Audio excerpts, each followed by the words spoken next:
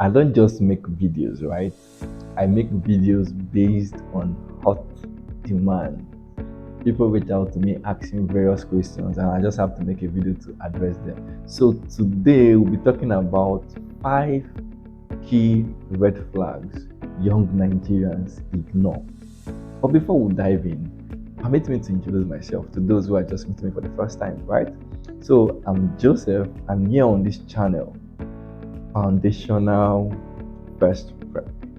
We prepare young adults within expecting to get married within the next 2 to 5 years. We help them just choose wisely and prepare properly. That's what we do here. We give them vital information that guides them through their preparation plan just before they hit marriage. So we're not here to tell you what exactly to do, right? We're just here to help you prepare properly. So we'll be looking at 5 red flags young Nigerians ignore. Comment below after watching this video if you've ignored any, or if you know someone who needs this video, do well to share to them. So the first on my list is this. Most people rush the timeline, but they don't rush the preparation. What do I mean?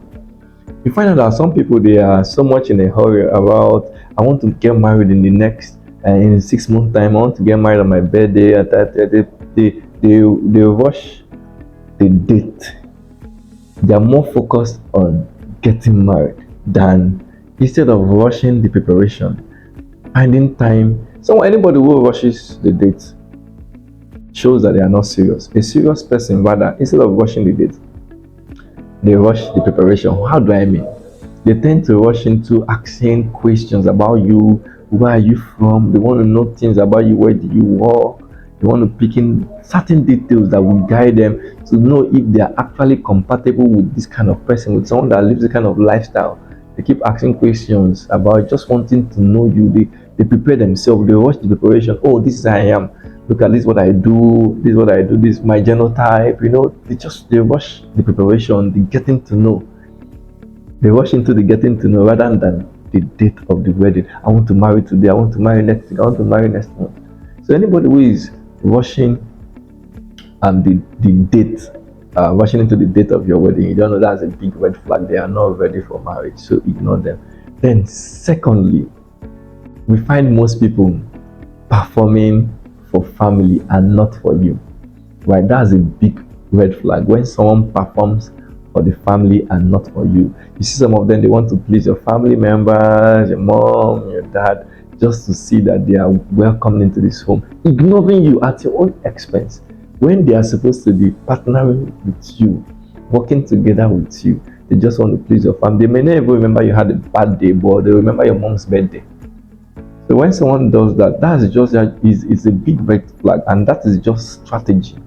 And strategy is not what a marriage requires. Marriage requires partnership. So anybody that is not interested in partnership, in having a partnership with you, trying to understand you, or making effort to please your family members and siblings or what have you, that is just strategy, and it doesn't work in marriage. So that's a big red flag. And then the third on my list is avoiding financial transparency. Yeah, most people shy away from this part. But the truth is, when it has to do with finance is not just numbers. It has to do with trust. You must open up to whosoever you want to get married to. You must know what they earn, what their salary looks like, or if they're into business, what their financial outcome looks like. You must know. You must ask questions. Anyone who is not willing to share that information with you is indirectly telling you that they don't trust you. And it's so bad that some people, they want to know how much you earn, but they don't want to share that. That's terrible, right? Anyone who is involved in that is a big red flag, because finance is beyond numbers. It has to do with trust. You must know, okay, this person makes so and so amount, and I make so and so amount. How are we to plan for our finances? How are we to carry out this? What kind of house do we intend to live in? How do we plan our lifestyle based on what we are earning? So there must be financial transparency even before you get into the marriage. If you lack financial transparency before marriage, you are going to have financial crisis in marriage. Please do not key into that. You must be transparent. It's a big red flag for someone not to be transparent with their finances. So, having said that about financial transparency, let's move on to the fourth red flag. The fourth red flag is dismissing your concerns as overthinking. You know, some people they are fond of this habit. When you share a concern with them, oh, I don't like this. Oh, I'm not comfortable with this. I'm not comfortable with that. They tend to dismiss your concerns, telling you that you're overthinking these things, you're stressed, you need to ease your head. Don't worry, it doesn't really matter, it doesn't count. That is a red flag, right? When you share a concern with someone, they should be more focused in understanding your concern, finding solutions, looking at how they could help, looking at where they are getting something wrong. If you're telling me that I'm getting something wrong, you don't like this, I'm supposed to show that concern, trying to understand what you mean, trying to hear you, listening to you, sit down, because marriage has to do a lot with communication. If someone is not interested in understanding your concern and rather shying away from it, what it definitely means is this: that their communication pattern is terrible, right? They are not interested in you generally, and they are not prepared for marriage. So that's a big red flag. So over to the fifth one on our list. Can you guess what we have for the fifth uh, red flag? Let's see. If I leave you to guess what's on my list, you may never get it. Pardon my assumption, right? So, but on the fifth, our red flag on the fifth for today, it's they don't have plans for conflict. No plans for conflict.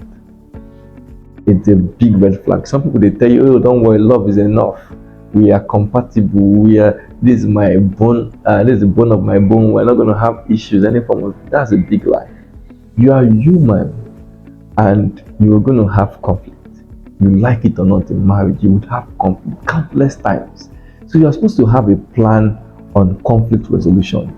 How do you intend to handle conflict? Okay, I'm this person that I don't like someone shouting at me.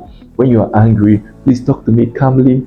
Or I don't like raising your voice. When you're angry, please talk to me politely. Oh, when I do something wrong, still pet me and correct me at the same time. You know, you have to negotiate and talk about how you intend to resolve conflict. Anybody who is not willing to plan towards settling conflict or make you believe that conflict will arise is just lying to you, and that's a big red flag. I hope you learned one or two today, and if you find this video helpful, do well to share this video, probably to someone who you know is going to find it helpful also. And if you're just joining us for the first time and you are yet to subscribe to our YouTube channel, please do so now. Thank you so much. I'm rooting for you. I hope you have the best of marriage. Right? Joseph, signing out.